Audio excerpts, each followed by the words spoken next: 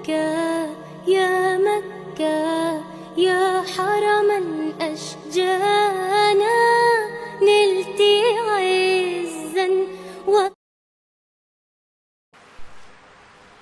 بسم الله الرحمن الرحيم.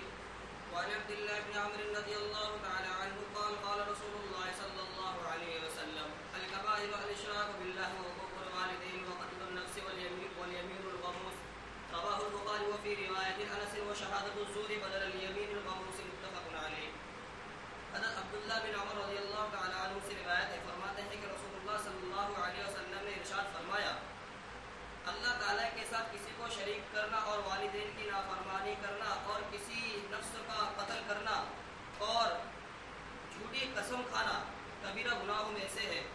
امام بخاری نے اس کی روایت کیا ہے اور حضرت انس کی ایک روایت میں ہے، حضرت انس کی ایک روایت میں جھوٹے قسم کے بدلے جھوٹی شہادت ہے، متفق علیہ ہیں۔ پھر سے ترجمہ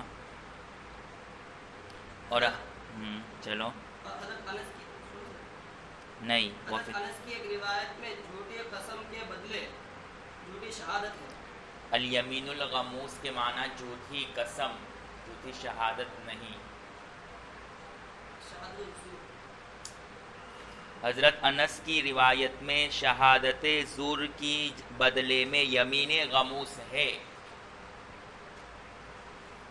جھوٹی قسم ہے۔ شہادت زور کی جگہ پر یمین غموس ہے، دونوں ترجمہ آپ جھوٹی شہادت کہہ رہے ہیں۔ شہادت الزور کے معنی جھوٹی گواہی دینا اور یمین غموس کے معنی جھوٹی قسم کھانا۔ جی حضرت عبداللہ ابن عمرو رضی اللہ تعالیٰ عنہ فرماتے ہیں کہ اللہ کے رسول صلی اللہ علیہ وسلم نے فرمایا کبیرہ گناہوں میں سے اللہ کے ساتھ شریک کرنا، والدین کی نافرمانی کرنا ہے اور کسی شخص کو قتل کرنا ہے اور یمین غموس یعنی جھوٹی قسم کھانا ہے۔ اور حضرت انس رضی اللہ تعالیٰ عنہ کی روایت میں شہادت الزور کے بدلے میں یمین غموس ہے، یہ روایت متفق علیہ ہے۔ جی یہاں پر 4 کبیرہ گناہ کا ذکر ہے اور ان 4 گناہوں کو ذکر کرنے سے پہلے اقسام کبائر اور اس کے احکام کو بھی جان لینا ضروری ہے۔ کبیرہ گناہوں کی 4 قسمیں ہیں۔ وہ کبیرہ گناہ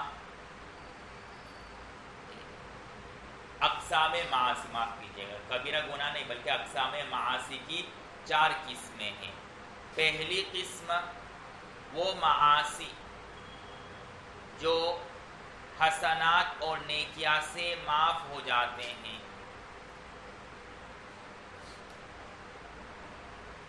جیسا کہ صغیرہ گناہ، جیسا کہ قرآن پاک میں ہے ان الحسنات یذہبن السیئات، کہ نیکیاں گناہوں کو مٹا دیتی ہیں۔ تو یہاں پر وہ معاصی مرادیں ہیں جو نیکیاں سے وہ معاصی مٹ جاتے ہیں، ختم ہو جاتے ہیں، اور وہ ہے صغیرہ گناہ۔ نمبر 2 وہ معاصی جو صرف توبہ سے معاف ہوتے ہیں،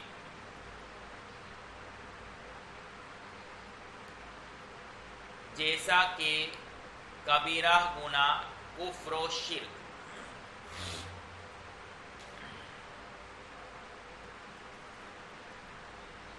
نمبر 3 وہ معاصی جن کا توبہ سے معاف ہونا یقینی ہے،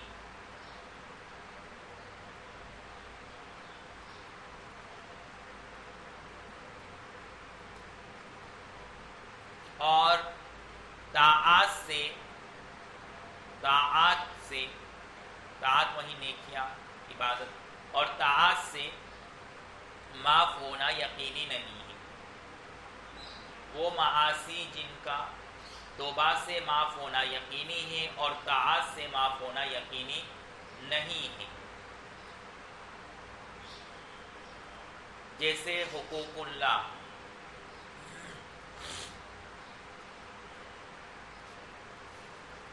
نمبر 4 وہ معاصی جو توبہ سے بھی معاف نہیں ہوتی، اور وہ ہے حقوق العباد۔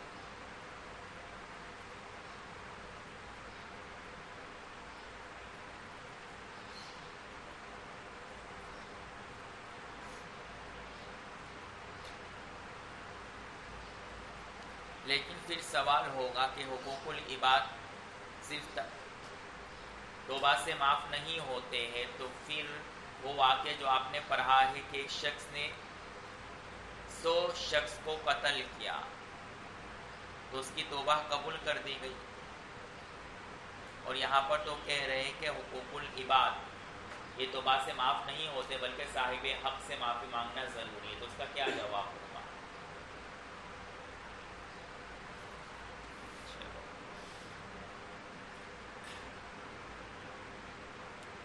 جی، تو یہ معاصی کی 4 قسمیں اور اس کے احکام آپ کے سامنے آ گئے ہیں۔ اب اس حدیث میں اکبر الکبائر 4 کبیرہ گناہوں کو ذکر کر رہے ہیں، جس میں سے پہلے الاشراک باللہ، اللہ کے ساتھ شرک کرنا ہے۔ ایک ہے الکفر باللہ اور ایک ہے الاشراک باللہ۔ الاشراک باللہ کا مطلب ہے اللہ کی ذات اور صفات میں کسی کو اللہ کے مماثل ماننا، جیسا کہ اس کی تفصیل کل آ چکی ہے۔ اور کفر باللہ سے مراد اللہ کی الوہیت کا انکار کرنا۔ معلوم ہوا کہ شرک باللہ یہ خاص ہے اور کفر باللہ یہ عام ہے۔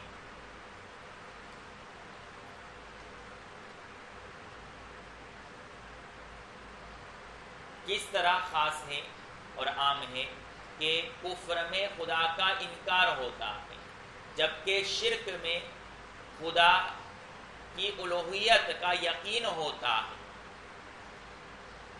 لیکن اللہ کے ساتھ کسی کو شریک کیا جاتا ہے۔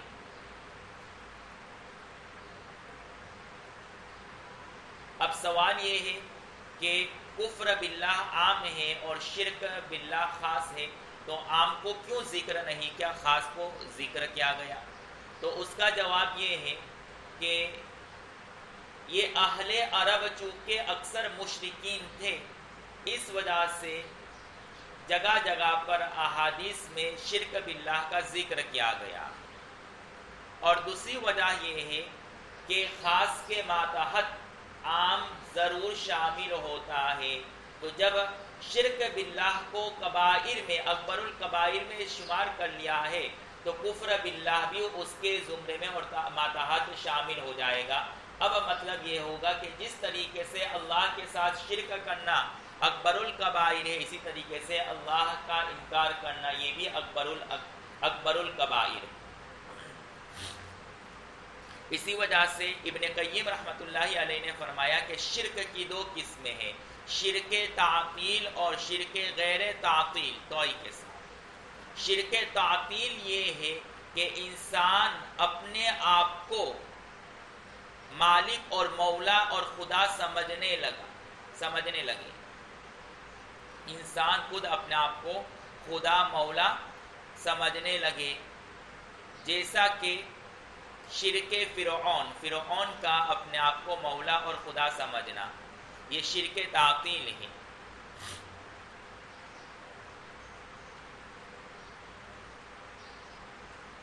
اور شرک غیر تعطیل یہ ہے کہ اللہ کے وجود کا یقین تو ہو، لیکن اللہ کے تقرب کے لیے معبودان باطلہ کی عبادت کو ذریعہ سمجھے۔ اللہ کے وجود کا یقین تو ہو، لیکن معبودان باطلہ کی عبادت کو تقرب کا ذریعہ سمجھے، اللہ سے تقرب کا ذریعہ سمجھے۔ اور یہی حال کفار مشرکین اور کفار عرب کا تھا کہ وہ اللہ کو مانتے تو تھے، لیکن دیگر بتوں کی عبادت اور پرستش اللہ کے تقرب اور اللہ کا قرب حاصل کرنے کے لیے کرتے تھے، جیسے کہ جگہ جگہ پر قرآن میں اس کا ذکر موجود ہے۔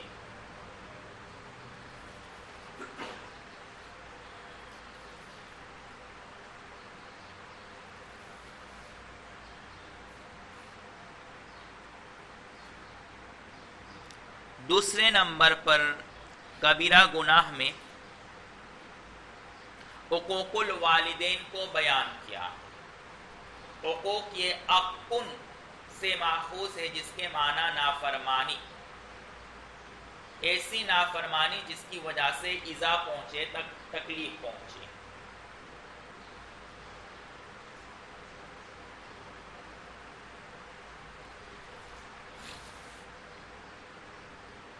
عامتاً قرآن و حدیث میں شرک باللہ کے بعد حقوق الوالدین اور والدین کی نافرمانی کا ذکر ہوتا ہے۔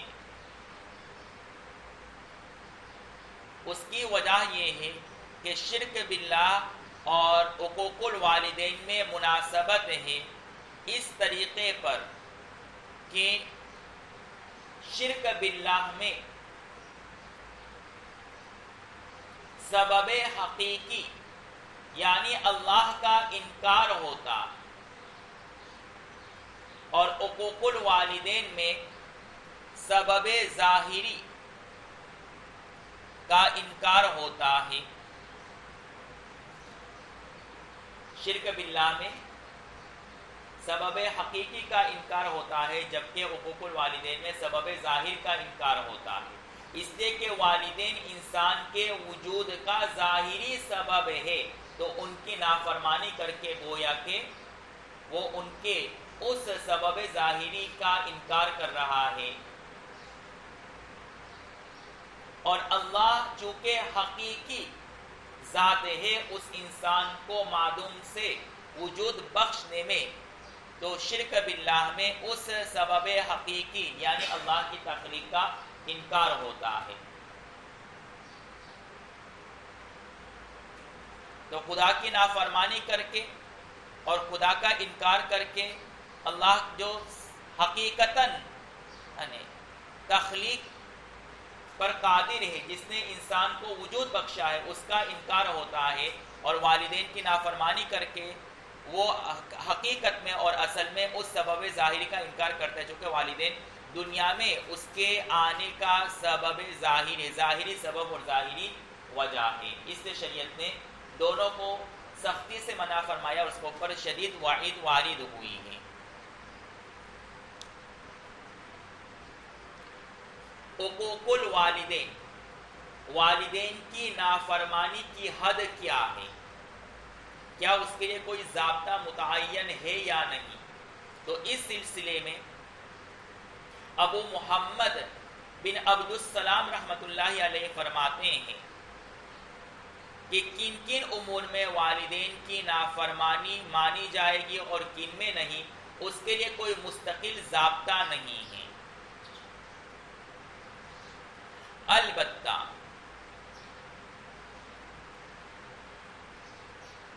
تمام امور میں ان کی اطاعت سوائے معاصی کے واجب ہے،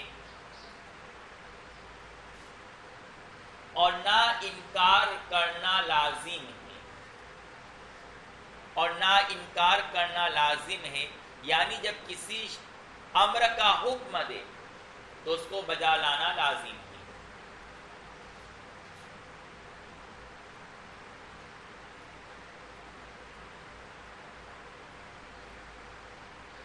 اور ابو عمرو ابن الصلاح فرماتے ہیں کہ عرف عام اور معاشرے میں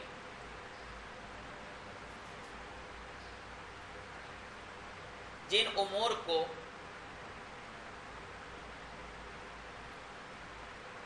والدین کی نافرمانی سمجھا جاتا ہے،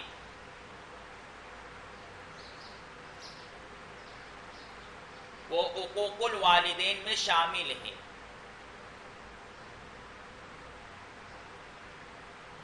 اور جن امور میں عرف عام اور معاشرے میں انکار پر اور ان کے حکم کو نہ بجا لانے پر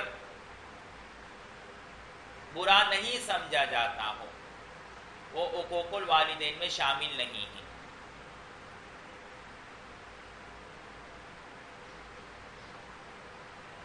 تو گویا انہوں نے والدین کی نافرمانی کا مدار عرف عام پر رکھا کہ عرف عام میں کن کن امور میں والدین کی اطاعت کو لازم سمجھا جاتا ہے اور کن کن امور میں والدین کی اطاعت نہ کی جائے، ان کی بات نہ مانی جائے تو لوگ اس کو برا نہ سمجھتے بلکہ لوگ اس کو برداشت کر لیتے ہو، تو اس پر اطلاق ہوگا کہ اس نے والدین کی نافرمانی کی ہے یا نہیں کی ہے۔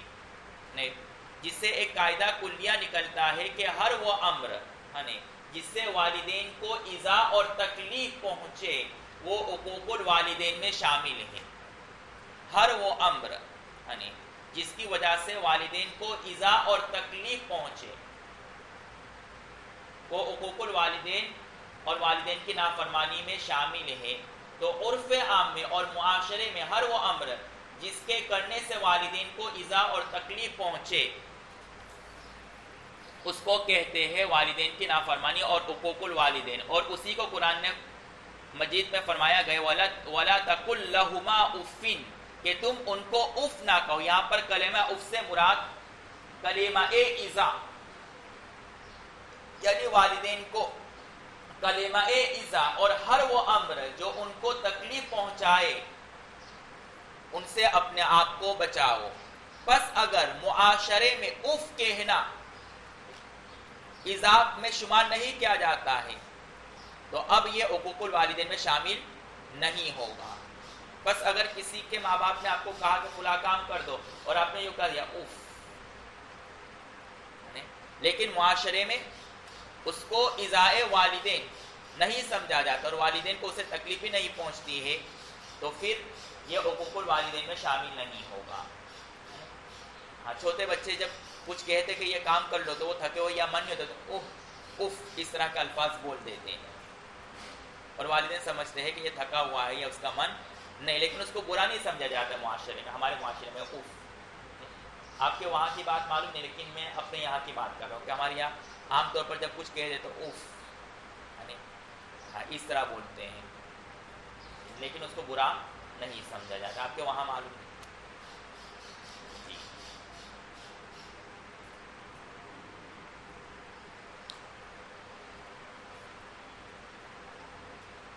البتہ معاصی میں اور کسی بھی گناہ میں اسی طریقے سے ترک فرائض اور واجبات میں ان کی ہرگز اطاعت نہیں کی جائے گی۔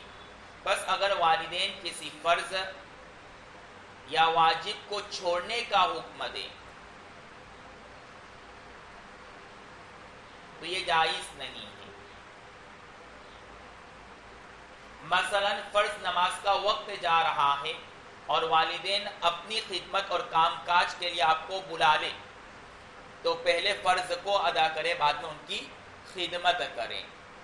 ان کی خدمت کی وجہ سے اس فرض کو ترک کرنے کی اجازت نہیں ہوگی۔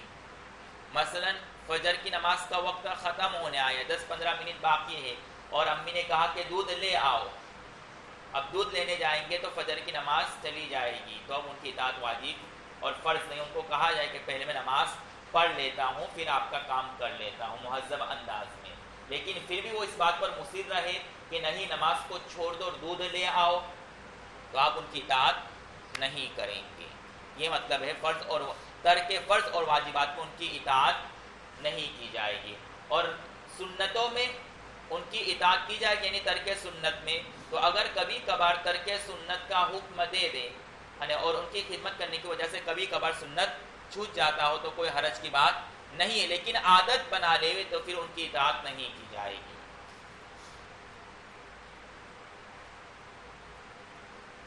اور امر مستحب میں ان کی خدمت کے لیے ترک مستحب ہر حال میں جائز ہے۔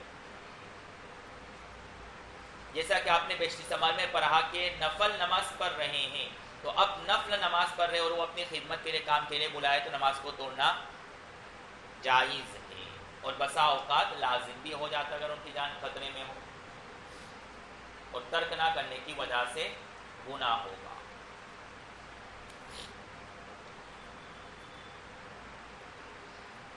اور یہ قاعدہ ہے کلیہ اور اصول ہم نے کہاں سے نکالا؟ کون سا قاعدہ کلیہ اور اصول؟ لا طاعت لمخلوق فی معصیت الخالق،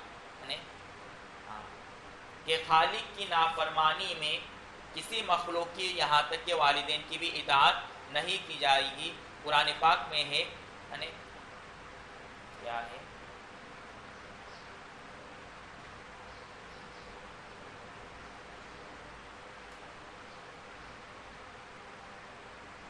وَإِن جَاهَدَاكَ عَلَىٰ أَن تُشْرِكَ، وَإِن جَاهَدَاكَ عَلَىٰ أَن تُشْرِكَ، کہ اگر والدین تجھے اور اگر کوئی شخص آپ کو شرک باللہ اور نافرمانی کا حکم دے تو اس کی اطاعت نہیں کی جائے گی۔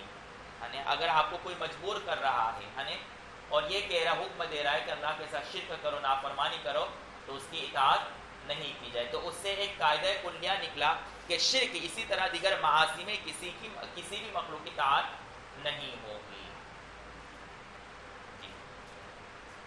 اور دوسری دلیل ابراہیم علیہ السلام کا واقعہ کہ ان کے والد نے ان کو اپنے ہی طرح بنانا چاہا، لیکن انہوں نے کہا کہ ہم اپنے رب کے پاس جا رہے ہیں، تو اس سے بھی معلوم ہوا کہ والدین کی نافرمانی جائز نہیں ہے، ورنہ اگر وہ چاہتے تو ان کے مشن کو ضرور چلاتے، ان کا کاروبار بھی چل پڑتا، اس لیے کہ ان کا کاروبار یہی تھا بت پرستی، بت کی پرستش کرنا اور بت تراش کر کے بتوں کو بیچنا۔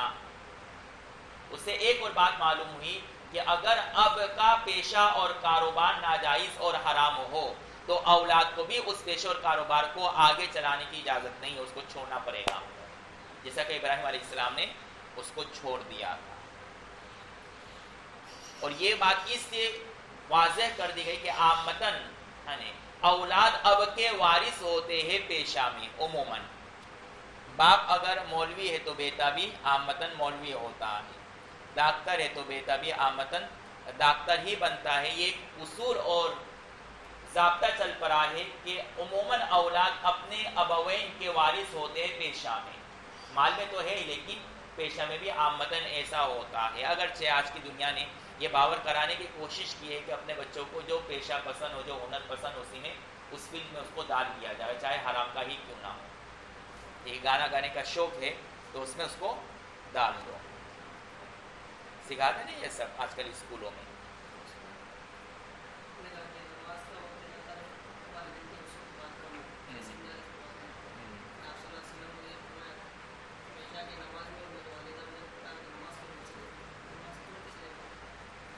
نماز توڑنا الگ چیز ہے اور فرض ترک کرنا الگ چیز ہے۔ فرض ترک کرنے کا مطلب یہ ہے کہ اب وہ فرض آپ ادا ہی نہیں کر پائیں گے، اور رہی بات وہ حدیث جس میں عشاء کی نماز میں توڑ دو، تو وہ اس بات پر معمول ہے کہ بیشتری سمر میں حضرت حانی نے لکھا ہے کہ فرض نماز کو چھوڑ کر کے والدین کی خدمت، یہاں پر ترک کا مطلب نہ کرنا، ترک سے مراد یہاں پر کیا ہے؟ نہ کرنا، یعنی اس فرض کو ادا کرنے کی اجازت نہیں، اور چھوڑنے کا مطلب کیا ہے کہ بعد میں اس کو ادا کر لے گا، سمجھ رہے ہیں؟ یہ دونوں میں فرق ہے۔ ترک کا مطلب اس کام کو کرنے کی اجازت نہیں ہے، جیسا کہ بہت سارے گھرانوں میں آپ نے دیکھا ہوگا کہ ماں باپ کہتے پہلے جاب ہے، اور چاہے جاب ایسی ہو جس میں آپ کی جمعہ کی نماز بھی چلی جائے، بس ایسی جاب ہوتی کہ آپ کو جمعہ کی نماز پڑھنے کی اجازت نہیں ہوتی، پھر بھی والدین فورس کرتے ہیں کہ جمعہ کی نماز جائے تو جائے لیکن تم کو وہیں جاب کرنا ہے، تو اس کو کہتے ہیں ترک فرض، یعنی اس فرض کو نہ بجا لانا، ان کی طرف سے اس فرض کو ادا کرنے کی اجازت نہیں۔ کیوں؟ وہ اپنی خدمت چاہتے ہیں، اپنے مفاد چاہتے ہیں، تو اجازت نہیں ہے۔ اور یہ جو اللہ کے رسول نے چھوڑنے کا حکم دیا وہ اس بات پر محمول ہے کہ ان کا خدمت گزار کوئی نہیں ہے اور ان کی جان کو خطرہ ہے، یا وہ گر چکے ہیں اور اس کو معلوم ہے کہ گرنے کی وجہ سے مجھے پکار رہے ہیں، تو اب نماز چھوڑنا ضروری اور لازم ہے، بلکہ وہ کیا، یہاں تک کتابوں میں، فقہ کتابوں میں لکھا ہے کہ کوئی اجنبی شخص گر رہا ہے یعنی کنویں میں، تو فرض نماز کو ترک کرنا لازم ہے۔ اس سے بھی آگے 2 قدم بڑھتے ہوئے اگر کوئی چیز جو قیمتی ہے اس چیز کی حفاظت کے لیے بھی فرض نماز کو چھوڑنے کی اجازت۔ چھوڑنے کا مطلب یہ ہے کہ اس کو توڑنا فی الحال بعد میں اس کی تکمیل کر لے گا، اور وہاں آپ نے پڑھا 1 درہم کی چیز چوری ہو رہی ہے تو آپ کے لیے فرض نماز کو ترک کر کے اس 1 درہم کی چیز کو بچانا ضروری ہے۔ جو اس وقت آپ جب میرے پاس بیشتی سمر پڑھتے تھے، آپ کی جمع کیا کون سی مجھے معلوم نہیں ہے، تو اس وقت اس کی قیمت بن رہی تھی 100 روپے کی چیز۔ تو میں نے کہا کہ اگر آپ کی چپل 100 روپے کی اور دہلی کے جامع مسجد میں، اور آپ کو معلوم ہے کہ میری چپل چوری کر کے وہ باہر بیچے گا مجھ سے ہی بعد میں، ٹھیک ہے، تو آپ نماز چھوڑ سکتے ہیں۔ ایسا ہی ہوتا ہے، مفتی حسن سنبھلی فرماتے ہیں کہ میں جامع مسجد دہلی میں گیا تو میری چپل چوری ہو گئی، تو میں ٹینشن میں آ گیا، تو حضرت نے کہا کہ آپ کو فکر کرنے کی ضرورت، آپ کی چپل مل جائے گی۔ پھر گئے تو کسی باہر کوئی بیچ رہا تھا فٹ پاتھ، تو کہا کہ 500 روپے میں، تو بولے یہ چیز میری ہے، میں اس سے 500، تو حضرت دے دو 500، یعنی اپنی چپل ہی اپنے کو خود کو خریدنی پڑتی، ورنہ یہاں پر ہنگامہ ہو جائے گا۔ جی سمجھ رہے ہیں؟ نہیں سمجھ میں آیا؟ جی تو اگر ایسی چیز ہو، اسی طرح بیشتی سمر میں آپ نے ایک اور مسئلہ پڑھا تھا کہ حامدی ابل رہے، اس میں کھانا مہنگا ہے، تو حامدی ابلنے کی وجہ سے بھی آپ نماز چھوڑ سکتے فرض کو۔ اسی طریقے سے بکری رکھا اور آپ کو خطرہ ہے کہ فلاں جانور اس کو کھا جائے گا یا چور اس کو اٹھا کر کے لے جائے گا، تو کوئی حرج، نماز چھوڑ کر کے اپنی بکری کی حفاظت کر لو، بعد میں اس کو پڑھ لو، مکمل کر لو۔ اور ایک قاعدہ کلیہ ہے، ابطال بطور اکمال ابطال نہیں ہے بلکہ اکمال ہے۔ ابطال بغرض اکمال، ابطال نہیں ہے بلکہ اکمال ہے۔ پڑھا کہ نہیں پڑھا وقایا میں؟ ابطال بغرض اکمال، ابطال نہیں بلکہ اکمال ہے، نہیں؟ ابو الحیات کو سمجھ میں آ گئے، اسے سمجھ لینا، سمجھ میں آ گیا نا تجھے؟ جی جیسے مسجد کو منہدم کرنا، تو یہ ابطال بغرض اکمال ہے، تو وہ ابطال جو بغرض اکمال وہ ابطال نہیں بلکہ اکمال ہے۔ یہاں پر بھی یہی بات ہے، اور اس حدیث میں جو کہا گیا ہے وہ بھی وہی مراد ہے، یعنی کہ ابطال بغرض اکمال کر رہا ہے۔ نماز کو ابھی فی الحال والدین کی خدمت کے لیے باطل کر رہے، لیکن بعد میں غرض یہ کہ اس کو مکمل کرے گا۔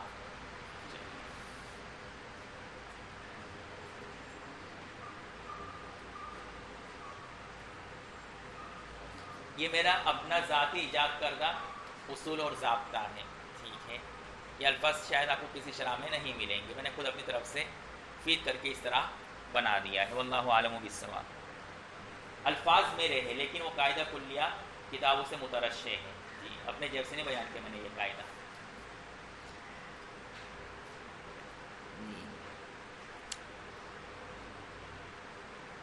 وعقوق الوالدین، تو یہ ایک ضابطہ کلیہ آ گیا کہ ترک فرض اور واجبات میں، سنن میں، مستحبات میں کیا حکم ہے والدین کی خدمت کے لیے اس کو ترک کرنا۔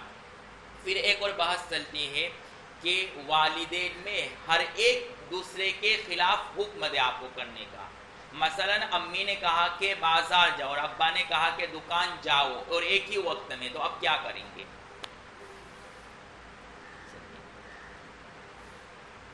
پڑھ لیا ہے جی، نہیں ہوگا تو جلالین میں پڑھ لینا، وہاں آ جائے گا کہ والدین کی اطاعت سے مراد کیا ہے۔ یعنی یہاں پر والدین کی نافرمانی کی بات اسلام نے بیان کر دیا ہے، اور والدین کی اطاعت کا مطلب کیا ہے، اور جب دونوں الگ الگ حکم دے تو کس کی اطاعت کی جائے، کس کو ترجیح دی جائے گی۔ یعنی تو جن آیتوں میں والدین کی اطاعت کا حکم ہے وہاں یہ بحث عامتاً بیان کی جاتی ہے۔ اگر نہیں آئی ہے اس طرح کی آیتیں تو آ جائیں گے انشاءاللہ، وہاں یہ بحث پڑھ لیں گے، اور نہیں پڑھ لیا تو کوئی حرج نہیں، ہر چیز کا پڑھنا ضروری نہیں ہے۔ چلیے چلو جلدی کرو۔ ہاں جی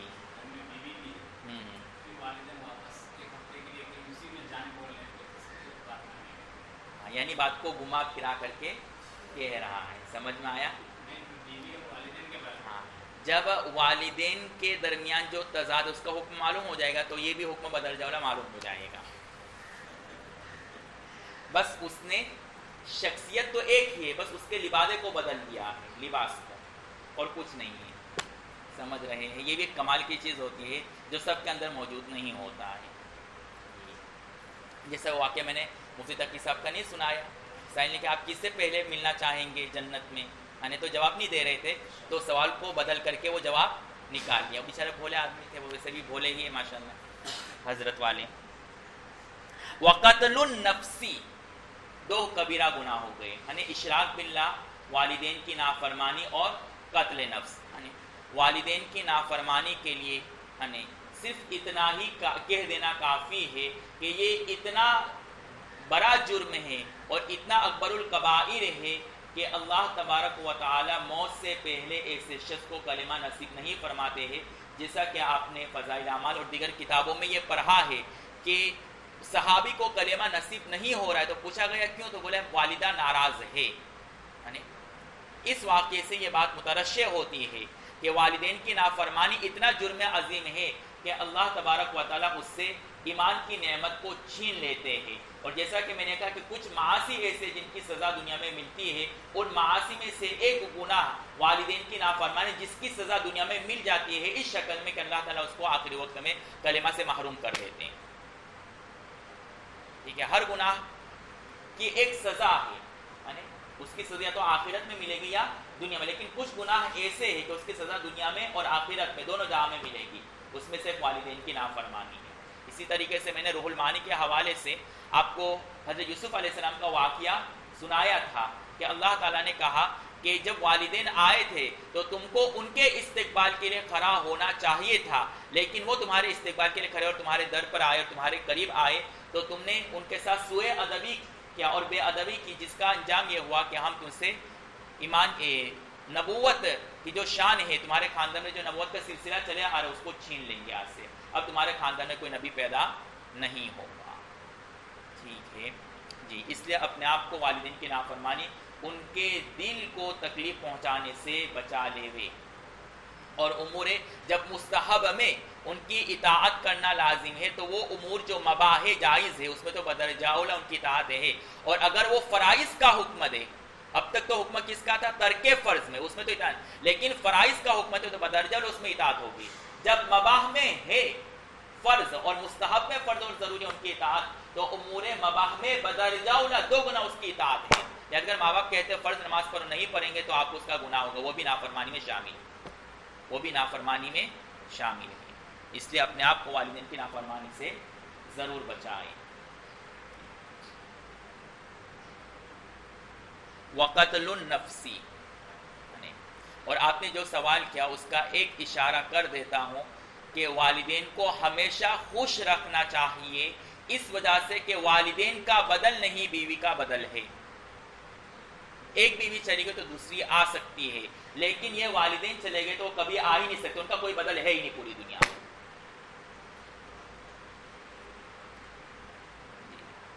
اسی وجہ سے ایک صحابی نے پوچھا کہ والدین کا حق ہم کس طرح ادا کریں، ان کی خوب خدمت کریں.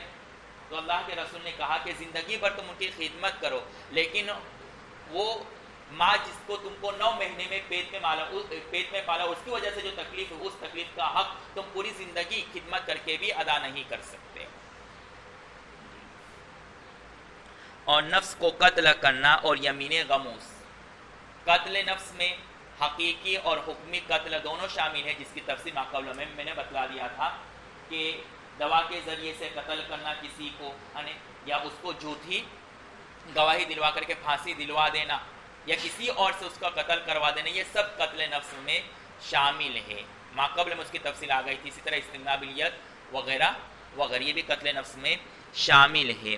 اور یمین غموس، جھوٹی قسم، وقایہ میں آپ نے پڑھا تھا یمین کی 3 قسمیں، یمین لغو، یمین منعقدہ اور یمین غموس. یمین غموس اس یمین اور قسم کو کہتے ہیں کہ زمانے ماضی میں کسی کام کے ہونے کی قسم کھائے حالانکہ وہ جانتا ہے کہ وہ جھوٹ ہے، اس نے اس کام کو نہیں، خدا کی قسم میں نے مطالعہ کیا ہے، واللہ قد طالعت، اور تعویل کیا کرتے تعالی یتن مطالعہ باب مفاعلہ سے، جانبین میں کسی ایک طرف سے اس کام کا واقع ہونا. تو اگرچہ ہم نے کتاب کا مطالعہ نہیں کیا لیکن کتاب نے ہمارا مطالعہ کر لیا، کتاب نے ہمیں دیکھ لیا. ٹھیک ہے، یہ مراد لے کر کے پھر جھوٹی قسم کھاتے ہیں. اور یمین غموس ہے، حالانکہ قسم کھانا ویسے ہی گناہ ہے، کوئی بھی جھوٹی قسم، لیکن یمین غموس کو خاص طور پر کیوں ذکر کیا؟ اس لیے کہ یہ کسب کی اعلیٰ فرع ہے، یمین غموس یہ کسب کی اعلیٰ فرع ہے، اس وجہ سے اس کی قسم اس کو اکبر الکبائر میں شمار کیا ہے۔ بس جائیے۔ اور قتل نفس کیوں اکبر الکبائر ہے؟ یہ آپ کے حوالے۔ بسم الله الرحمن الرحيم وعن عبد الله بن عمرو رضي الله تعالى عنه قال قال رسول الله صلى الله عليه وسلم الكبائر والإشراك بالله وحقوق الوالدين وقتل النفس ويمين الغموس رواه البخاري وفي رواية أنس وشهادة الزور بدل اليمين الغموس متفق عليه۔ یہ صبح میں ہو گیا تھا، چلو۔ وعن ابي هريره رضي الله تعالى عنه قال قال رسول الله صلى الله عليه وسلم اجتنبوا السبع الموبقات قالوا يا رسول الله وما هن؟ قال الاشراك بالله والسحر وقتل النفس التي حرم الله الا بالحق واكل الربا واكل مال اليتيم وتولي يوم الزحف وقذف المحسنات المؤمنات الغافلات متفق عليه۔ حضرت ابو ہریرہ رضی اللہ تعالی عنہ سے روایت فرماتے ہیں کہ رسول اللہ صلی اللہ علیہ وسلم نے فرمایا 7 مہلک چیزوں سے بچو۔ صحابہ کرام رضوان اللہ تعالی علیہم نے عرض کیا یا رسول اللہ وہ چیزیں کیا ہے؟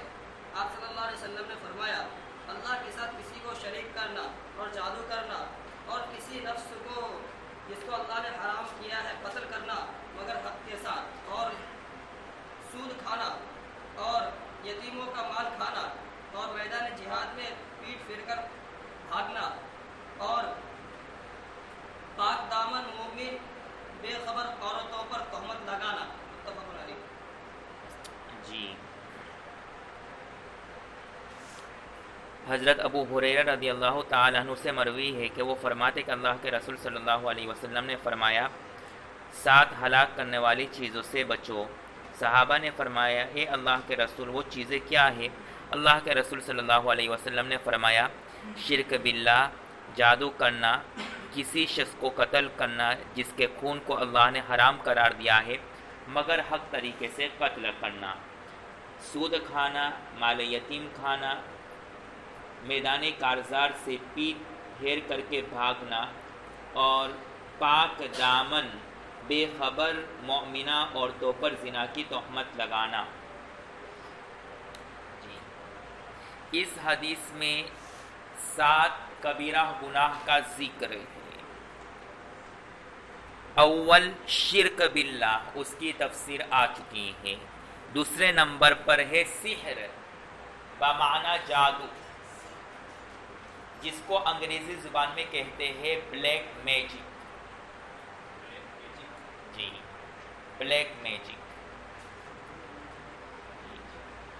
میجک کے معنی خرق عادت، خلاف عادت چیز کا ہونا، اور چونکہ یہ شیطان کے توسل سے کیا جاتا ہے اس لیے اس کو کہا گیا ہے بلیک۔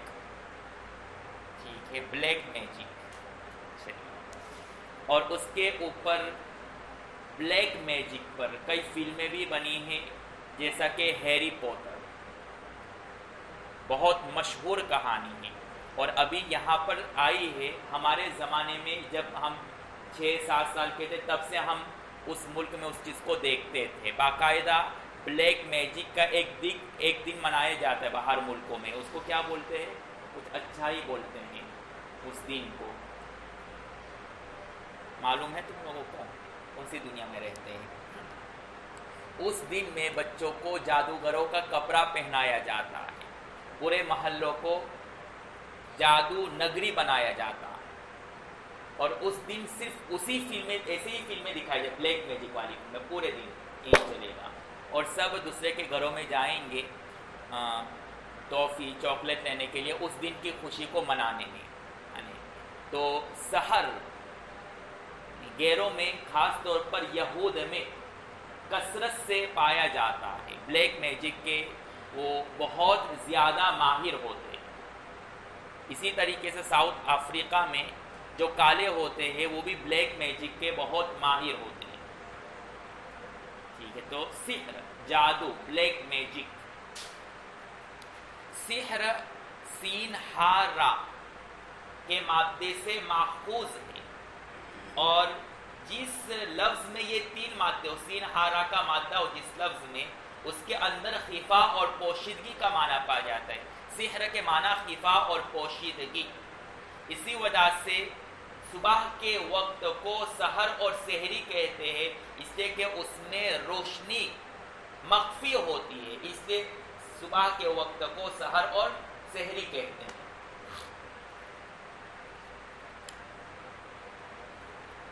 سحر سیکھنا اور سکھانا، اس سلسلے میں ائمہ کے درمیان میں اختلاف ہے۔ امام مالک رحمۃ اللہ علیہ فرماتے ہیں کہ سحر کے تمام اقسام، سیکھنا اور سکھانا حرام اور گناہ کبیرہ ہے، اور ساحر واجب القتل ہے، اس کو قتل کیا جاتا ہے ساحر کو، امام مالک رحمۃ اللہ علیہ کے نزدیک۔ اور یہی حکم حنابلہ اور حنفیہ کے وہاں ہے کہ سحر حرام ہے، ناجائز اور کبیرہ گناہ ہے۔ البتہ ساحر کو قتل کیا جائے گا یا نہیں، تو اس سلسلے میں حنفیہ سے 2 روایت منقول ہے۔ ایک روایت یہ ہے کہ ساحر کو قتل کیا جائے گا، دوسری روایت ہے کہ اس کو قتل نہیں کیا جائے گا۔ اور شوافع میں سے بعض ائمہ جیسے امام غزالی رحمۃ اللہ علیہ فرماتے ہیں کہ سحر اور جادو سیکھنے اور سکھانے میں تفصیل اور وضاحت ہے، اور وہ تفصیل اور وضاحت یہ ہے کہ سحر، تعویذ اور جتنی بھی عملیات کے قبیل سے چیزیں اور امور ہے، اگر ان میں اقوال شرکیہ یا تعاون شیاطین کی ضرورت پڑتی ہے، اقوال شرکیہ کہنا پڑتا ہے یا تعاون شیاطین کی ضرورت پڑتی ہے، شیطان کی مدد لینی پڑتی ہو، تو پھر تعویذ، تمام عملیات اور سحر حرام اور ناجائز ہے۔ اور اگر اس میں اقوال شرکیہ کہنا نہیں پڑتا، شیطان کی مدد کی ضرورت نہیں پڑتی ہے، تو پھر 2 حال سے خالی نہیں ہے۔ عملیات اور سحر سیکھنے کی غرض کیا ہے؟ اگر یہ عملیات، تعویذ اور سحر سیکھنے کی غرض فساد پیدا کرنا، دوسرے کی جان لینا، زوجین میں نفرت اور دشمنی پیدا کرنا، تو پھر یہ حرام ہے۔ اور اگر عملیات اور سحر سیکھنے اور سکھانے کی غرض لوگوں کی مدد کرنا ہے، یعنی اچھی نیت ہے، تو پھر ایسی صورت میں اس کی اجازت رہے گی۔ لیکن آج کل کہاں ایسا جادو پایا جاتا ہے جہاں آپ کو اقوال شرکیہ یا شیطان کی مدد لینے کی ضرورت نہ پڑے، اور اگر بالفرض مان بھی لے کہ اس کی ضرورت نہیں پڑتی ہے، پھر بھی کوئی اچھا جادو آج دیکھنے کو نہیں ملتا۔ انسان عامتاً غرض فاسد سے ہی سیکھتا اور سکھاتا ہے۔ اس لیے عوام الناس میں اس بات کو نہیں چھیڑنا چاہیے، ان کو مطلقاً منع کر دو کہ سحر کی تمام اقسام حرام۔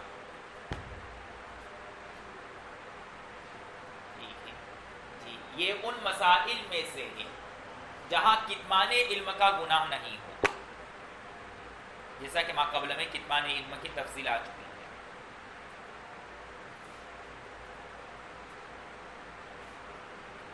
اور سحر کی اصطلاحی تعریف کیا ہے؟ افعال عجیبہ کے ذریعے سے، افعال عجیبہ اور اقوال عجیبہ کے ذریعے سے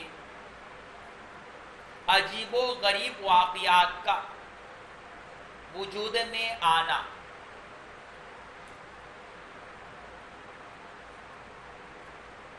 جیسا کہ عامتاً ساحر لوگ جنتر منتر اور عجیب و غریب الفاظ بولتے ہیں یا مخصوص افعال کرتے ہیں جس کی وجہ سے خرق عادت، خلاف عادت، عجیب و غریب واقعات پیش آتے ہیں۔ یہ ہے سحر کی اصطلاحی تعریف۔ اقسام سحر، امام فخر الدین رازی رحمۃ اللہ علیہ نے سحر کی تقریباً 8 سے 9 قسمیں بیان کی، جس میں سے چند ہی قسموں کو جو ضروری ہے اس بات سے متعلق اس کو ذکر کیا جائے گا۔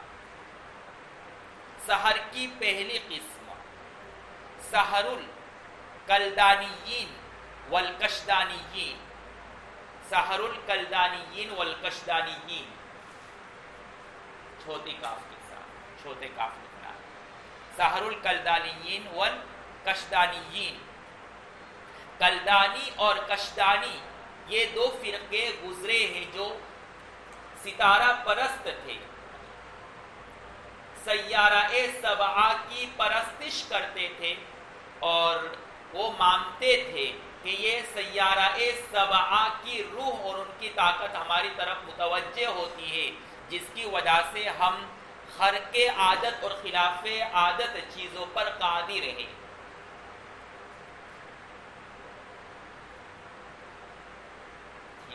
اور حضرت ابراہیم علیہ السلام انہی قوم کی طرف بھیجے گئے، حضرت ابراہیم علیہ السلام کا مبعوث انہی قوم کی طرف تھا۔ سحر کی دوسری قسم سحر الاوہام،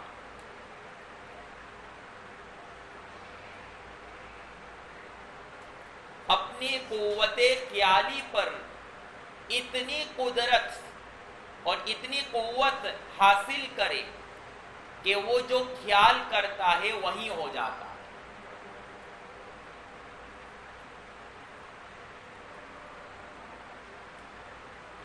تقریباً ہم مشکات یا پنجم کا سال پڑھ رہے تھے تو ایک چائنیز کے بارے میں آیا تھا کہ وہ سمندر کے بیچ میں بغیر کسی سہارے کے یوں ہی بیٹھ جاتے، لوگ اس کو دیکھنے جاتے تھے۔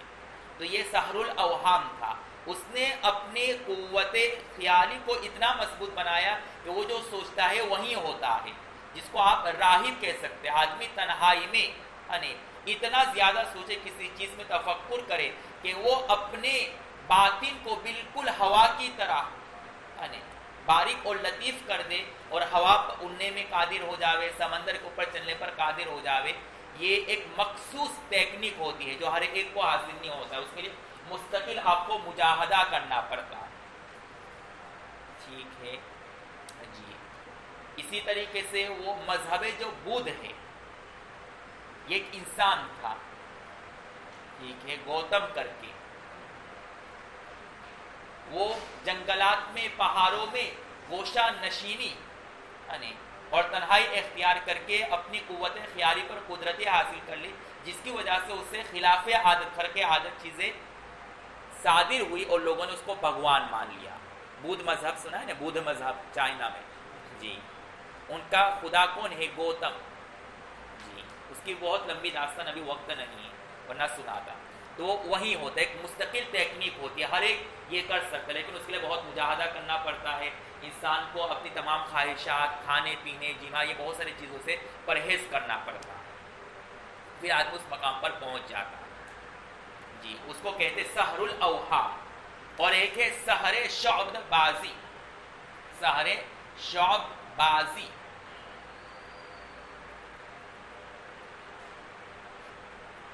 جس کو ہم اپنی اصطلاح میں کہتے ہیں نظر بندی، ہاتھوں کی صفائی، جس کو ہم اپنی زبان میں کہتے ہیں ہاتھوں کی صفائی۔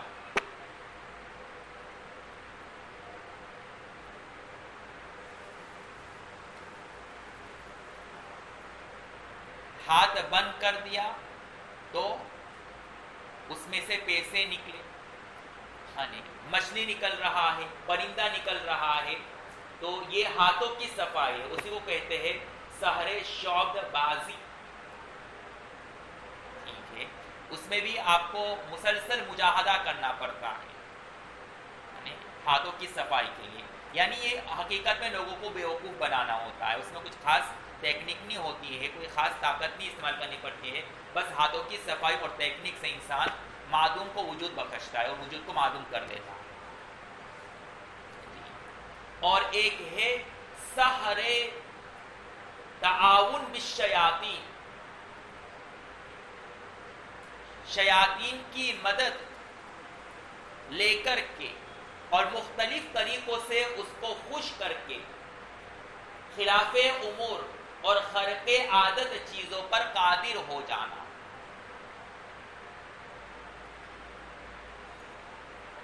یہ سحر کا سب سے خطرناک اور اعلیٰ قسم ہے. سحر کی جو سب سے وی آئی پی کوالٹی یہی ہے، سحر التعاون بالشیاطین، شیاطین کی مدد لے کر کے جادو کرنا. اس میں آپ شیطان کو جتنا خوش کریں گے اتنے آپ بلیک میجک پر قادر ہوتے چلے جائیں.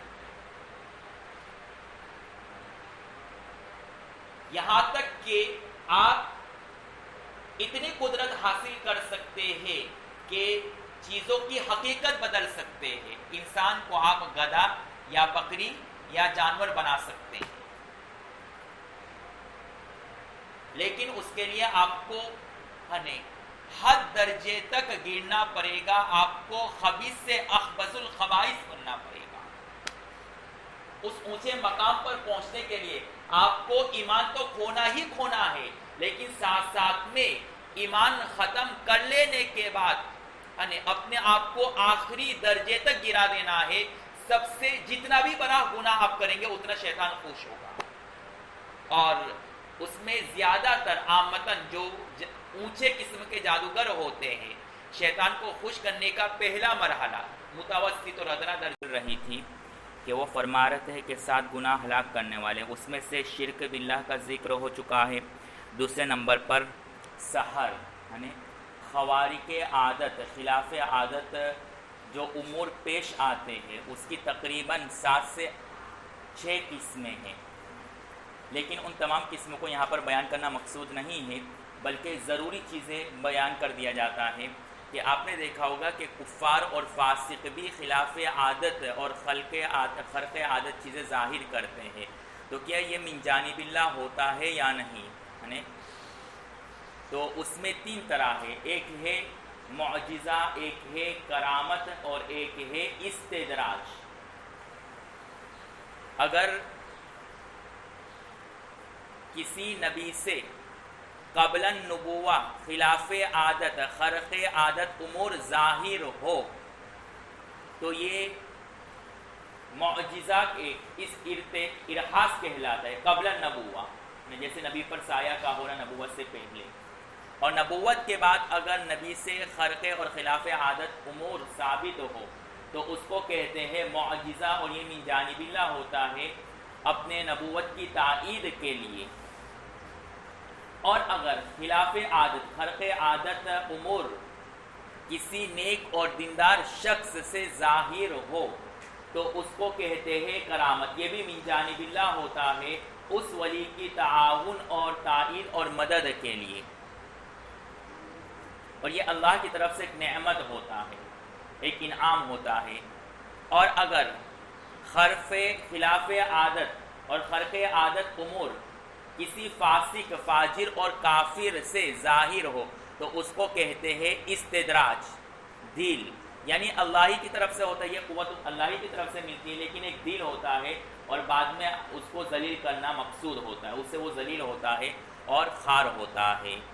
ٹھیک ہے، تو اگر اللہ نبی سے خلاف عادت کوئی چیز ظاہر کرے اس کو معجزہ کہتے ہیں. قبل النبوہ ہے تو ارحاس، اور بعد النبوہ ہے تو معجزہ. اور اگر کسی ولی سے صادر ہو تو اس کو کہتے ہیں کرامت، اور اگر کسی فاسق سے صادر ہو تو اس کو استدراج اور ڈھیل کہتے ہیں. اسی میں سحر بھی آ گیا، سحر بھی آ گیا. یہ فاسق اور کافر کرتا ہے، لیکن یہ اللہ کی طرف سے ڈھیل ہوتا ہے، بعد میں اس کی پکڑ ہوتی ہے، وہ ذلیل و خوار ہوتا ہے. وقتل النفس التي حرم اللہ الا بالحق. اور تیسرا گناہ کبیرہ یعنی کسی کو ناحق قتل کرنا.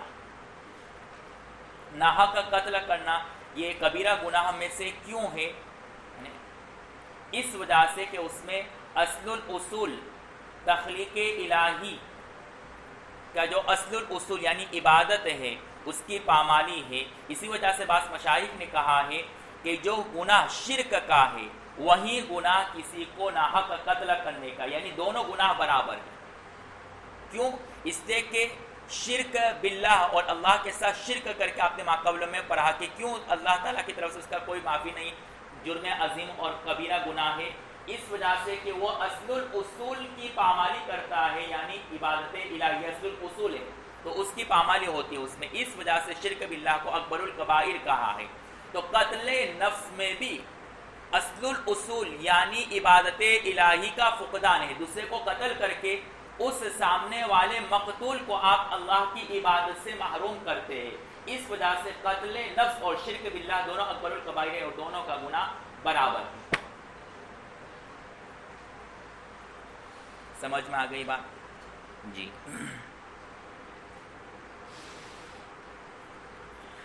قتل نفس میں نے بتلا دیا کہ چاہے حقیقتاً قاتل بنے یا حکماً قاتل بنے، اور حکماً قاتل بننے کی بہت ساری صورتیں ہیں کہ اس کو زہر پلا کر کے جان لے لے، یا کسی اور سے قتل کروا دے، یا کسی جھوٹے مقدمے میں پھنسا کر کے اس کو پھانسی دلوا دے، جتنی بھی صورتیں ہو سکتی ہیں قتل حکمی کے سب اس میں شامل ہے۔ اور الا بالحق کا مطلب کیا ہے کہ اللہ تبارک و تعالیٰ نے تمام نفوس کو قتل کرنے سے منع کر دیا ہے، اس لیے کہ ان کا خون بہانا حرام ہے شریعت کی نظر میں، لیکن بعض اشخاص اور افراد ایسے ہوتے ہیں کہ شریعت نے ان کے خون کو بہانے کی اجازت دی ہے، جس کو الا بالحق سے اس کا استثناء کیا کہ حق طور پر بعض لوگ ایسے ہیں جن کا خون بہانا حرام نہیں بلکہ اب حلال ہو جائے گا۔ وہ کون سے لوگ ہیں؟ حدن قصاصن و جہادن۔ اگر دشمن میدان کارزار میں آ جائے اور اس سے بچنا ممکن نہ ہو، اپنی جان کی حفاظت کے لیے شریعت نے ایسے شخص اور ایسے قاتل کے خون کو معاف کر دیا، حلال کر دیا ہے، اب اس کا خون حرام نہیں ہے، وہ حرم اللہ میں شامل نہیں ہے۔ اسی طریقے سے اگر کسی کو قصاصاً قتل کیا جا رہا ہے، مثلا قاتل نے قتل عمد کیا تو اس کے بدلے میں جو اس کو قصاصاً قتل کیا جائے وہ بھی حق اور حلال طریقے پر خون بہانا ہوگا، تحریم میں شامل نہیں ہے۔ اور حدن میں کون سی صورتیں شامل ہے؟ 3 صورتیں شامل ہیں حدن میں۔ ایک تو محسن اور محسنہ کا زنا کرنا، تو ان کو بھی حدن قتل کیا جاتا ہے اور یہ حق طریقے پر قتل کرنا ہے۔ اور دوسری صورت مرتد ہو جانا، مسلمان کا مرتد ہو جانا، اس کو بھی کہا جائے گا کہ توبہ کرے، اور اگر وہ توبہ سے انکار کرے کچھ دنوں تک قید خانے میں ڈالا جائے گا، پھر بھی نہ سدھرے تو ایسے مرتد کو حدن قتل کیا جائے گا، اور یہ قتل کرنا بھی حق کے طور پر ہے، نہ حق طور پر قتل نہیں کہا جائے گا۔ اور تیسری صورت قطاع الطریق، ڈاکو، ان کو بھی جو قتل کیا جاتا ہے وہ حدن ہے، جیسا کہ آپ نے وقایہ میں باب قطاع الطریق میں پڑھ لیا ہے کہ قاتلوں کو قتل، ایسے ڈاکوں کو، ڈکیتی ماننے والوں کو حدن قتل کیا جائے گا اور پھر سولی پر، پھانسی پر چڑھا دیا جائے گا، اور جب تک ان کی لاش سر نہ جاوے سولی پر رہنے دیا جائے، تاکہ سارے لوگ عبرت لے کہ انتباہ اور ڈکیتی ڈالنے کا کتنا بڑا جرم اور گناہ ہے، اور آئندہ سارے لوگ ڈکیتی سے اور ڈاکو بننے سے باز رہیں۔ اس کی پوری تفصیل آپ نے باب حد قطاع الطریق میں پڑھ لیا ہے۔ یاد رہے کہ قتل نفس میں قتل لی نفسی، اپنے نفس کو قتل کرنا بھی شامل ہے، جس کو کہتے ہیں خودکشی۔ جس طرح دوسرے کو قتل کرنا یہ اکبر الکبائر گناہ ہے، کبیرہ معاصی ہے، اسی طریقے سے قتل لنفسی، اپنی ذات کو قتل کرنا یعنی خودکشی کرنا، یہ بھی اکبر الکبائر میں شامل ہے، اس لیے کہ اس میں بھی یہی علت پائی جا رہی ہے۔ اصل الاصول یعنی عبادت الہی کی پامالی میں بھی خودکشی کی صورت میں پائی جا رہی ہے۔ اور قتل نفس اور خودکشی اتنا جرم عظیم کے بعد روایات میں کہا گیا کہ یہ مخلد فی النار ہے، وہ ہمیشہ جہنم میں رہے گا خودکشی کرنے والا۔ تو جن روایات میں خودکشی کرنے والے کو مخلد فی النار قرار دیا ہے، اس کا مطلب یہ ہے کہ وہ مدت طویلہ تک جہنم میں رہے گا، پھر اپنی سزا مدت طویلہ بھگتنے کے بعد اس کو جنت میں داخل کیا جائے گا۔ اس وجہ سے بعض اصحاب ظواہر اور اہل عرب، پاناما میں ایک عرب نے خودکشی کر لی تھی، تو دوسرے عربوں نے کہا کہ اس کو جنازے کی نماز نہ پڑھی جائے اور اس کو مسلمانوں کے قبرستان میں دفن نہ کیا جائے۔ تو والد صاحب نے پوچھا کیوں؟ تو انہوں نے کہا کہ حدیث پاک میں آتا ہے کہ خودکشی کرنے والا ہمیشہ جہنم میں رہے گا، تو یہ جہنم یعنی کافر ہو کر کے مرا۔ یہ تو اس پر کافی بحث چلی، پھر ان کو سمجھانا پڑا کہ اس حدیث کا مطلب کیا۔ اس میں نے پہلے ہی بتا دیا کہ اصحاب ظواہر اور بعض جو سلفی حضرات عرب ہوتے ہیں، اگر آپ کو ان سے پالا پڑے تو اس طرح کی حدیث میں وہ تعویل نہیں کرتے، بلکہ اس کو حقیقی معنی پر محمول کرتے ہیں۔ پھر ہم نے یہ تعویل کیوں کی ہے؟ اس کا بالکل واضح جواب ہے کہ اللہ تعالیٰ سارے گناہوں کو معاف کرتے شرک کے علاوہ۔ اس آیت کی بنیاد پر ہم شرک اور کفر کے علاوہ تمام گناہوں کو کبیرہ مانتے ہیں، اور جہاں جہاں حدیث پاک میں اس کو مخلد فی النار قرار دیا کہ وہ ہمیشہ جہنم میں رہے گا، اس کا مطلب کیا ہے کہ وہ مدت طویلہ تک جہنم میں رہے گا۔ اس کا مطلب یہ نہیں کہ وہ کافر ہو کر کے وہ ہمیشہ جہنم میں رہے گا، کبھی جنت میں نہیں جائے گا۔ ٹھیک ہے جی، یاد رکھیے کام کی چیز ہے آپ لوگوں کے لیے۔ تو یہ 3 چیزیں ہو گئی۔ چوتھی چیز وَأَكْلُ الرِّبَا، سود کھانا۔ سود کی تعریف کیا ہے، اس کی علت کیا ہے، اور کون کون سی قسمیں حلال ہے، کون سی حرام ہے، اس سلسلے میں مستقل آپ قدوری میں پڑھ کر کے آئے ہیں۔ اسی طریقے سے مفتی تقی صاحب کی اسلام اور جدید معاشی مسائل، اس پر بھی تفصیلی کلام کیا گیا ہے۔ اسی طریقے سے حرمت ربا کر کے کتاب، اس کو بھی مکمل پڑھ لینا چاہیے۔ اسی طریقے سے معرف القرآن میں وَأَحَلَّ اللَّهُ الْبَيْعَ وَحَرَّمَ الرِّبَا میں حضرت مفتی شفیع صاحب رحمۃ اللہ علیہ نے ربا کی تعریف اور اس کی تفصیل کو اور اس کی وعیدوں کو اور اس کی قباحت کو مفصل طور پر بیان کیا ہے۔ ابن کثیر نے بھی، اسی طرح فخر الرازی نے بھی، اسی طریقے سے ابو بکر جساس نے بھی احکام القرآن میں، اسی طرح حضرت تھانوی نے بیان القرآن میں بھی اس پر کافی کلام کیا۔ فمن شاء تفصیل فلیراجع الیہ۔ بس یہاں پر اتنا بتلانا مقصود ہے کہ ربا اور سود کھانا حرام ہے، یہ اکبر الکبائر ہے۔ یہ کون سا گناہ ہے اکبر الکبائر میں؟ چوتھے نمبر کا ہے۔ چوتھے نمبر کا ہے کہ 5ویں نمبر کا؟ جی۔ اب سوال یہ ہے کہ جس طرح ربا اور سود کھانا حرام ہے، تو سود لینا بھی تو حرام ہے، تو اکل الربا کے بجائے اخذ الربا کہنا چاہیے کہ سود لینا حرام ہے۔ تو اس کا جواب یہ ہے کہ عامتاً سود لیا ہی جاتا ہے کھانے کے لیے، اس لیے عقل میں اخذ شامل ہے۔ تو جو حکم عقل کا ہے وہی حکم اخذ ربا کا ہے۔ دونوں ہی اکبر الکبائر، سود لینا بھی اور سود کھانا دونوں حرام ہے۔ معلوم ہوا کہ سود لینا حرام ہے، دینا حرام نہیں ہے۔ لینا حرام ہے، دینا حرام نہیں ہے۔ لہذا بینکوں میں جو سود کے پیسے پڑے ہوئے رہتے ہیں، اس کو دینا حرام نہیں ہے، بلکہ دے دینا اور صدقہ کر دینا بغیر ثواب کی نیت سے فرض اور ضروری اور لازم ہے۔ اور متأخرین فقہا نے کہا کہ اگر کوئی شخص سود کے پیسے کو بینک سے نکال کر کے صدقہ نہیں کر دیا، فقیروں میں تقسیم نہیں کیا، تو گناہ کبیرہ کا مرتکب شمار کیا جائے گا، اس وجہ سے کہ ان سودی پیسوں کو پھر یہود اور کفار مسلمانوں کے خلاف استعمال کرتے ہیں۔ سمجھ رہے ہیں جی۔ وَأَكْلُ مَالِ الْيَتِيمِ، اور یتیم کا مال کھانا۔ یتیم سے مراد کیا ہے؟ یتیم یتمن سے ہے، جس کے معنی ہے قطع کرنا، منقطع کرنا۔ اور چونکہ یتیم کہ والد کا سایہ اس کے سر سے اٹھ جاتا ہے، اور والد کے سائے کے اٹھ جانے کی وجہ سے اسباب معاش اس سے منقطع ہو جاتے ہیں، اس وجہ سے یتیم کو یتیم کہتے ہیں۔ پھر یتیم کی 3 قسمیں ہیں: یتیم الانسان، یتیم الحیوان اور یتیم الجمادات۔ یتیم الانسان کس کو کہتے ہیں؟ اس نابالغ بچے کو کہتے ہیں جس کے والد کا انتقال ہو جاوے، اس کو کہتے ہیں یتیم الانسان۔ 2 قید لگائی، نابالغ بچے کا والد وفات پا جاوے، لہذا اگر بالغ ہے اور اس کے والد کی وفات ہو جاوے تو یہ یتیم نہیں کہلائے گا، یا نابالغ تو ہے لیکن اس کے والد کا انتقال نہیں ہوا بلکہ والدہ کا انتقال ہوا ہے، تب بھی یتیم نہیں کہلائے گا۔ اور یتیم الحیوان جس جانور بچے کی ماں مر جاوے اس کو کہتے ہیں یتیم الحیوان۔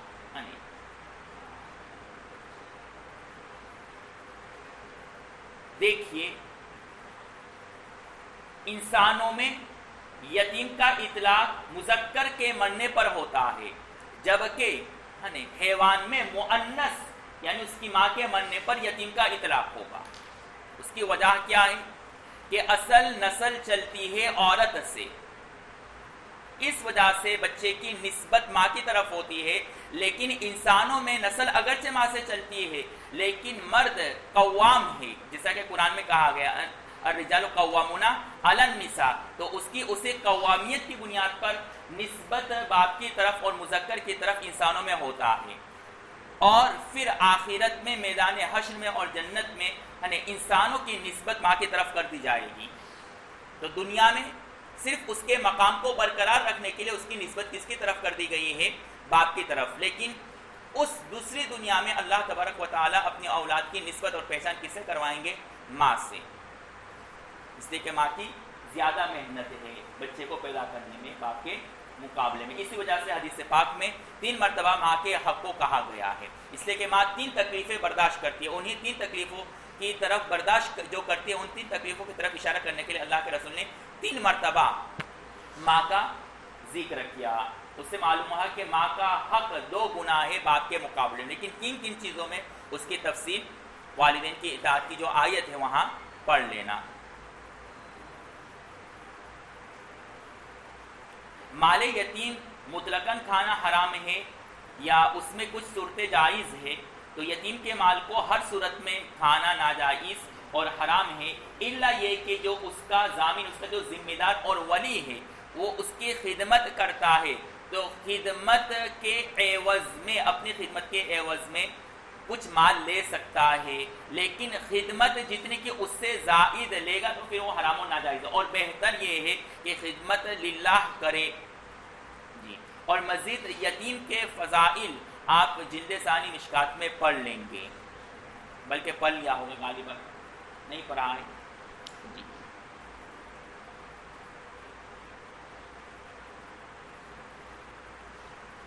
وَتَوَلِّ يَوْمَ الزَّحْفِ، زحفن کے معنی بچے کا سرین کے بل گھسیٹ کر کے چلنا، اور یہاں پر زحفن سے مراد بڑا لشکر،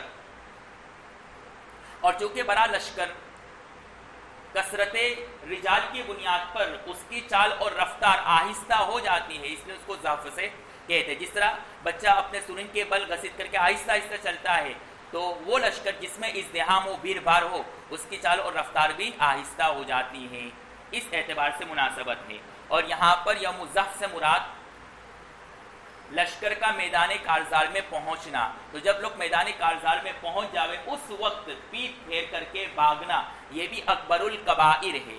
البتہ ابن قدامہ نے المغنی میں چند صورتوں کو بیان کیا ہے کہ یوم الزحف اور میدان کارزار سے 3 صورتوں میں، چند صورتوں میں بھاگنا اور فرار اختیار کرنا جائز ہے۔ ابن قدامہ نے مغنی میں کون کون سی صورتوں کو مستثنا قرار دیا ہے بھاگنے کی اور فرار کی؟ پہلی صورت ہے متحرفا للقتال، یعنی قتال اور جنگ کے پیترے کو بدلنے کے لیے، اپنی چال کو بدلنے کے لیے، اور دشمن کو یہ احساس دلانے کے لیے کہ اب ہم پیچھے ہٹ رہے ہیں، پھر جب وہ مطمئن ہو جاوے تو اچھی طریقے سے ان کے اوپر حلہ بول دے۔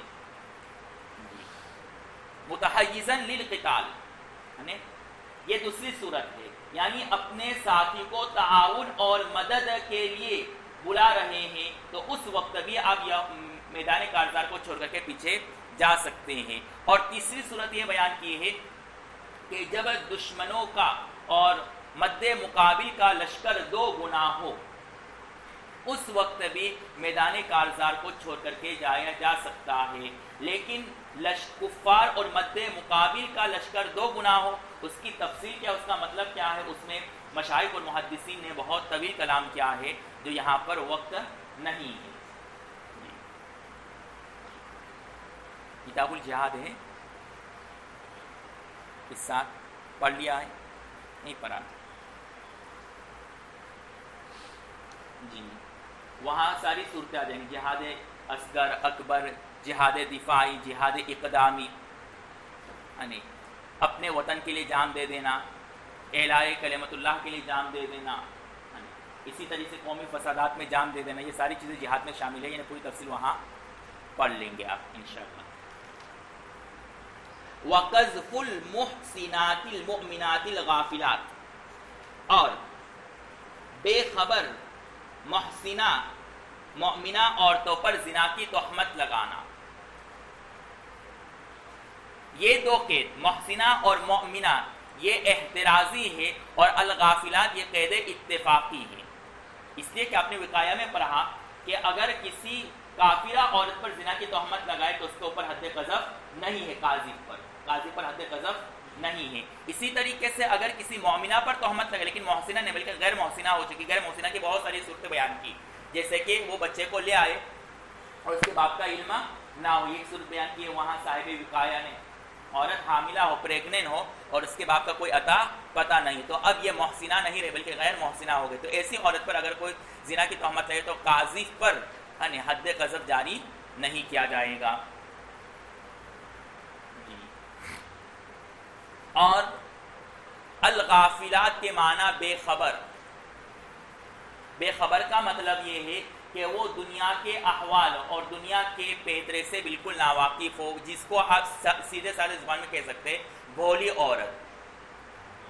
ہاں ٹھیک ہے، ویسے آج کل بھولی عورتیں بہت کم ہوتی ہیں، 100 میں سے 1 نکل آئے تو آپ کی خوش نصیبی ہے. یہ 100 میں سے 1 ایسی نکل آتی ہے، سمجھ رہے ہیں؟ الغافلات 100 میں سے 1 نکلتی، ورنہ نکلتی نہیں ہے آج کل.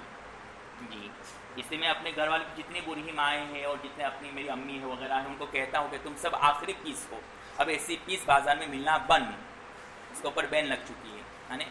اب بالکل سیدھی سادی ہے، موبائل بھی استعمال نہیں کرنے آتا ہے، شوہر ناراض ہوئے تو بیچارے رات دن پھرے ناراض غمگین پھرے رہتی ہے بیچاری ہماری مائیں. دیکھا ہوگا آپ نے ہے نا، والد صاحب ناراض ہو گئے، کھانا اچھا نہیں لگا تو ٹینشن میں آ جاتے ہیں ہماری بوڑھی مائیں ہے نا. اور تھوڑی بھی بیمار ہو جاتے ہیں ہمارے بوڑھے باپ وغیرہ تو ماں رات دن ان کی خدمت میں لگی رہتی ہے اور اپنے بچوں کو بھی بھول جاتی ہے. آپ کے گھروں میں بھی ایسا ہوتا ہوگا غالباً نہیں؟ جی شدت سے تود کر کے محبت کرتی ہے، اگرچہ شوہر اتنا خیال نہیں رکھتے لیکن پھر وہ تود کر کے محبت کرتی ہے. اور پرانے زمانے میں ہماری دادی سناتی تھی کہ جب ہمارے دادا ناراض ہو جاتے تھے ہے نا تو پانی منگا کر کے کہتے پانی لے آؤ گلاس میں ہے نا، اور جب تک وہ گلاس نہ لے لے تب تک آپ کو وہ گلاس لے کر کے وہاں کھڑا رہنا ہے. تو کبھی اتنا ناراض رہتے صبح سے لے کر کے اثر تک ہے نا، اسی طرح ناراض رہتا اور وہاں دادی کھڑی ہے وہ لے کر کے، پھر اثر کے وقت غصہ ٹھنڈا اور پانی پی لیتا. مطلب یہ ہے کہ ناراضگی حضرت کی ختم ہو گئی، حضرت تاجدار کی اب جانے کی اجازت ہے اندر میں. یہ اتنی سختی ہوتی تھی اور آج کل ایسا کر کے دکھاؤ تم ہے نا، دیکھے کیا ہوتا ہے آپ کے ساتھ.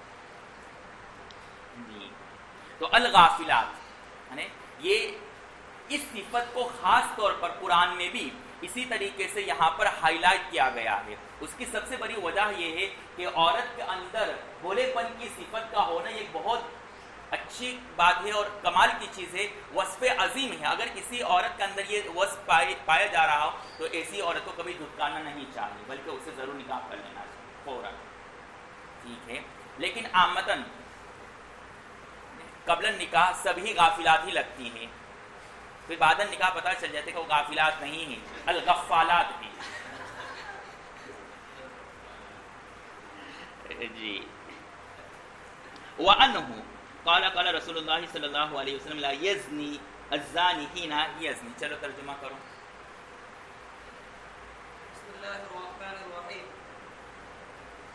اور حضرت ابو ہریرہ رضی اللہ تعالیٰ عنہ سے روایت ہے، فرماتے ہیں کہ رسول اللہ صلی اللہ علیہ وسلم نے فرمایا زانی جب زنا کرتا ہے تو اس وقت وہ مومن نہیں رہتا ہے، اور چوری کرنے والا جب چوری کرتا ہے تو اس وقت وہ مومن نہیں رہتا ہے، اور شراب پینے والا جب شراب پیتا ہے تو اس وقت وہ مومن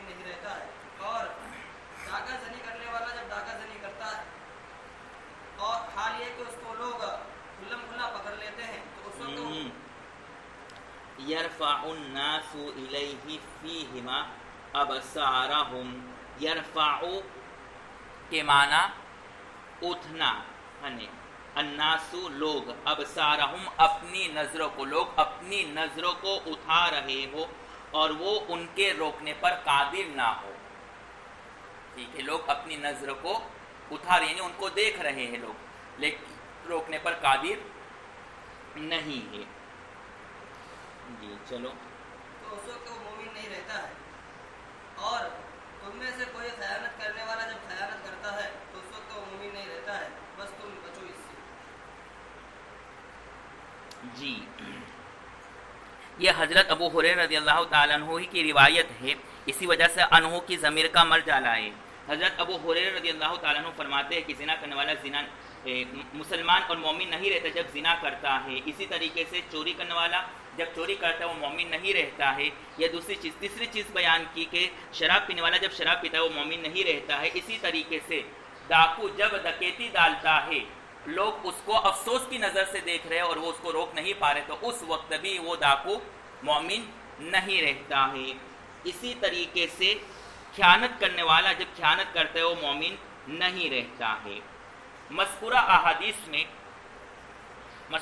میں پتہ چل رہا ہے کہ فلاں کبیرہ گناہ کرنے والا شخص مومن نہیں رہتا جب کبیرہ گناہ کرتا ہے، جیسے زنا، چوری، شراب وغیرہ. اس سے معتزلہ کی تائید ہوتی ہے جن کا یہ کہنا ہے کہ کبیرہ کا ارتکاب کرنے والا مومن نہیں رہتا، اور اس حدیث سے اس کی تائید ہوتی ہے. جبکہ ماقبل والی حدیث میں کیا بتلایا گیا ہے کہ حضرت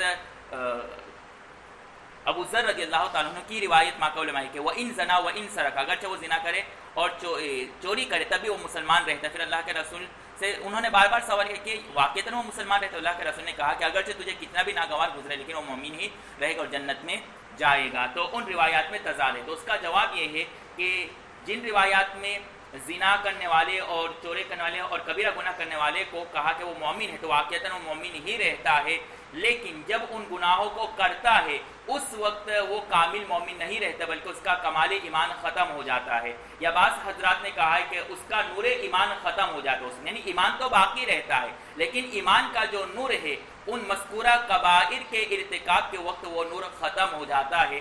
اور آگے حضرت ابن عباس رضی اللہ تعالیٰ عنہ کی روایت آتی ہے کہ اس حدیث کا مطلب یہ ہے کہ جب زنا کرتا ہے یا کبیرہ گناہ چوری وغیرہ کرتا ہے تو اس وقت اس کا ایمان واقعتاً دل سے نکل کر کے اس کے سر پر سائبان کی طرح بن جاتا ہے، اور جب تک اس گناہ کے ارتکاب میں ملوث ہوتا ہے تب تک وہ غیر مومن اور بے مومن رہتا ہے، اور جب اس گناہ کو چھوڑ دیتا ہے پھر وہ ایمان جو اس کے سر پر سائبان کی طرح کھڑا تھا واپس آ جائے گا. اس ابن عباس رضی اللہ تعالیٰ عنہ نے اس حدیث کا یہ جو مفہوم بتلایا ہے یہ چوری کرنے والے اور زنا کرنے والے حضرات کے لیے بہت لمحہ فکریہ ہے کہ خدا نہ کرے اس حالت میں آپ کا انتقال ہو گیا تو ایمان آپ کے سینے سے نکل چکا ہے، وہ سائبہ نہیں ہے، اور جب آپ ارتکاب کر رہے ہیں ان گناہوں کا اسی وقت ایمان نکل گیا تو خطرہ ہے کہ آپ بے ایمان ہو کر کے مرے. اس سے اس گناہ کی تشدید اور اس گناہ کی قباحت کو بھی بتلانا مقصود ہے کہ یہ گناہ کتنا برا ہے کہ اس وقت وہ مومن کی طرح رہتا ہی نہیں ہے. تو اس حدیث کا یہ مطلب بھی نکل سکتا ہے کہ نور ایمان ایسا ختم ہو جاتا ہے کہ وہ مومن نہیں رہتا ہے.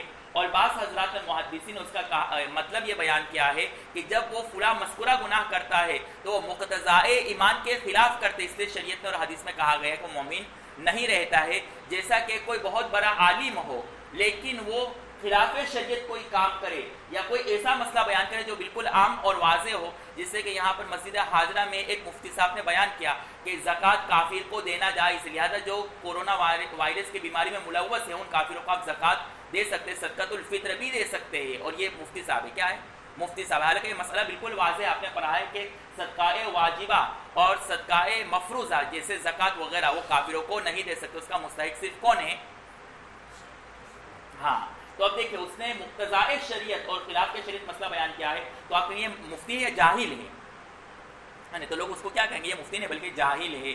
تو جب انسان اپنے منصب جس منصب پر وہ فائز ہوتا ہے اس منصب کے مقتضا کے خلاف کام کرتا ہے تو اس کو اس نسب کے اس نسب کا جو لیول لگا ہو، اس منصب کا جو لیول لگا اسے چھین لیا جاتا ہے۔ تو اس حدیث میں بھی یہی بتلانا مقصود ہے کہ جب مومن ان گناہوں کو کرتا ہے تو اس کو ایک منصب ایمان دیا گیا ہے، اور گناہوں کی وجہ سے اس منصب ایمان سے اس کو ہٹا دیا جاتا ہے، اور جب اس سے بعد آ جاتا ہے واپس اس منصب ایمان پر اس کو رکھ دیا جاتا ہے۔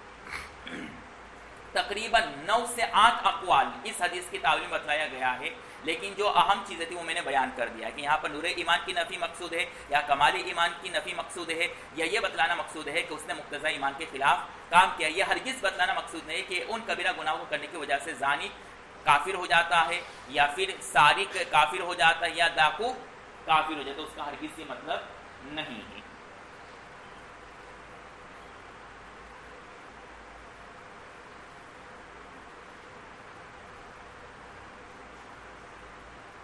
وَلَا يَنْتَهِبُوا نُحْبَةً يَرْفَعُ النَّاسِ، کہ ڈاکو جب ڈکیتی کرتے ہیں اور لوگوں کی نظریں ان کے اوپر پڑتی ہے تو اس وقت وہ مومن نہیں رہتا ہے۔ تو اس کا ہرگز یہ مطلب نہیں ہے کہ ڈاکو ڈکیتی ڈال رہا ہے اور لوگ اس کو نہیں دیکھ پا رہے ہیں، اس طور پر کہ ڈاکو نے اس کے آنکھ بند کر دیے۔ تو اب یہ حدیث کا مطلب یہ نہیں نکلے گا کہ اب وہ کافی اس کا ایمان نہیں گیا بلکہ ابھی بھی وہ مومن ہی ہے، بلکہ اس قید کو اتفاقاً بڑھایا گیا کہ عامتاً جب ڈاکو ڈکیتی ڈالتے ہیں تو لوگوں کی نظریں ان کے اوپر ہوتی ہیں لیکن وہ بے بس ہوتے، وہ کچھ نہیں کر پاتے ہیں۔ اس بات کی طرف اشارہ کرنے کے بتلانے کے مقصود ہے کہ عامتاً ایسا ہی ہوتا ہے کہ ڈاکو جب ڈکیتی ڈالتے ہیں تو لوگ بالکل بے بس ہو جاتے ہیں، صرف اس کو دیکھتے رہتے ہیں، لیکن اس کا ہرگز یہ مطلب کہ لوگوں نے آنکھیں بند کر لی تو اب وہ مومن نہیں رہا، یا اس کے اوپر جو وعید حدیث میں ہے وہ وعید اس کے اوپر صادق نہیں آئے گی۔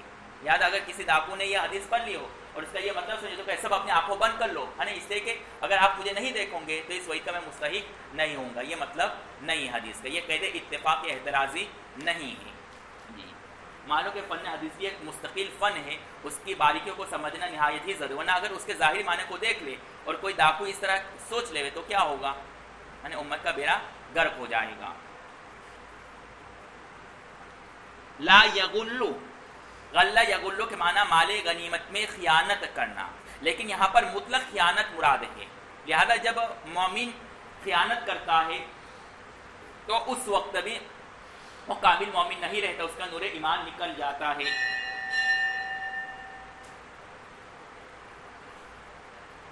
خیانت جہاں مال میں ہے وہاں بات میں بھی خیانت ہوتی ہے، اور اپنے کاموں میں کوتاہی کرنا یہ بھی خیانت میں شامل ہے۔ لہذا کسی نے آپ کو اپنی راز کی بات بتلائی اور اس نے کہا کہ کسی کو مت بتلانا، پھر بھی آپ نے بتایا تو آپ خائن شمار ہوں گے، یعنی آپ کو جو ذمہ داری دی گئی ہے اس میں آپ نے کوتاہی کی، وہ بھی خیانت ہے۔ اور جو چیز آپ کو استعمال کی اجازت دی گئی، جتنی حد استعمال کی ہے اس سے زیادہ اگر آپ نے استعمال کیا تو وہ بھی خیانت ہے۔ تو ساتھی نے کہا ایک بسکٹ کھانا ہے لیکن آپ نے 2 کھا لیا تو یہ بھی خیانت میں شامل ہے۔